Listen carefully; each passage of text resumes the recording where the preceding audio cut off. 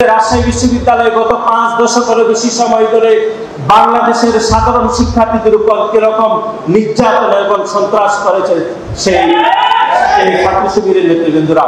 আপনারা চলে যাবেন চট্টগ্রামের বিভিন্ন শিক্ষা প্রতিষ্ঠানে, সেই শিক্ষা প্রতিষ্ঠানে আপনারা দেখবেন যে শিবির কাকে বলে। আপনারা চট্টগ্রাম কলেজে চলে যাবেন, মহসিন কলেজে চলে যাবেন, কমার্স কলেজে গেলে আপনারা শিবিরের আসল চিত্রটা আসলে দেখতে পাবেন। কিন্তু আপনি কখনোই শিবিরের আসল প্রকাশ স্বরূপ আপনি ঢাকা বিশ্ববিদ্যালয়ে দেখতে পাবেন না, কারণ ঢাকা বিশ্ববিদ্যালয়ের পবিত্র মাটি শিবিরের রাজনীতিকে কখনোই প্রকাশ্যে অনুমতি দেয়নি। গণ অভ্যুত্থান পরবর্তী সময়ে ঢাকা বিশ্ববিদ্যালয়ের কিছু দুষ্কৃতিকারী সংগঠকদের সহায়তায় তারা ঢাকা বিশ্ববিদ্যালয়ে স্বাভাবিক কার্যক্রম পরিচালিত করছে। সংগ্রামী বন্ধুগণ, এরকম একটি গুপ্ত সংগঠনের রাজনীতি থেকে বাংলাদেশের সাধারণ শিক্ষার্থীদেরকেও আমাদেরকে সতর্ক থাকতে হবে এবং এই গুপ্ত সংগঠনের বিরুদ্ধে বাংলাদেশ জাতীয়তাবাদী ছাত্র দলের নেতাকর্মীকে ঐক্যবদ্ধ হতে হবে। গত 15 বছর ধরে বাংলাদেশের সাধারণ শিক্ষার্থীদের অধিকার আদায়ের জন্য, বাংলাদেশের গণতান্ত্রিক ব্যবস্থাকে শক্তিশালী করার জন্য, বাংলাদেশের মানুষের ভোটাধিকার নিশ্চিত করার জন্য বাংলাদেশ জাতীয়তাবাদী ছাত্র দল বাংলাদেশের সাধারণ শিক্ষার্থীদের স্বার্থকে প্রাধান্য রেখে আমরা খুনি হাসিনার বিরুদ্ধে প্রকাশ্যে আন্দোলন করেছি।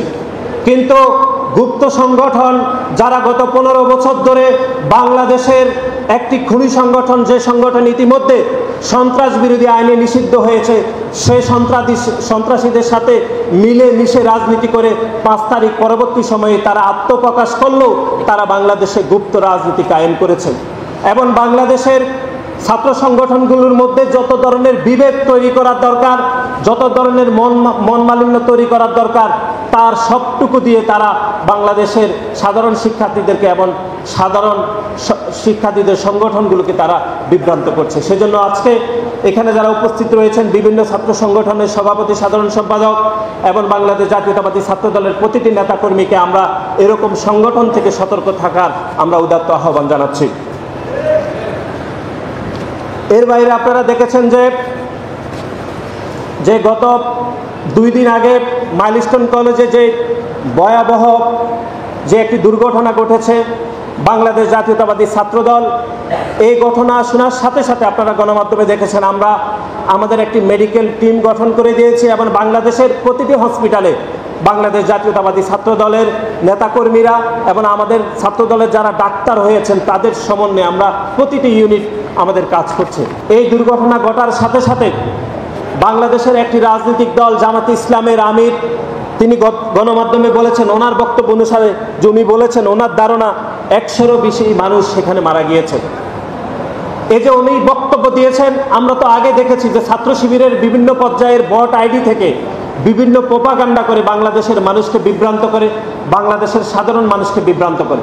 কিন্তু আপনি দেখেছেন এরকম একটি মূল সংগঠন অর্থাৎ মূল দলের কোনো শীর্ষ নেতৃত্ব এরকম প্রোপাগান্ডা করতে পারে, এরকম বিভ্রান্ত করতে পারে, এটি আমি আমার রাজনীতি জীবনে প্রথম দেখেছি।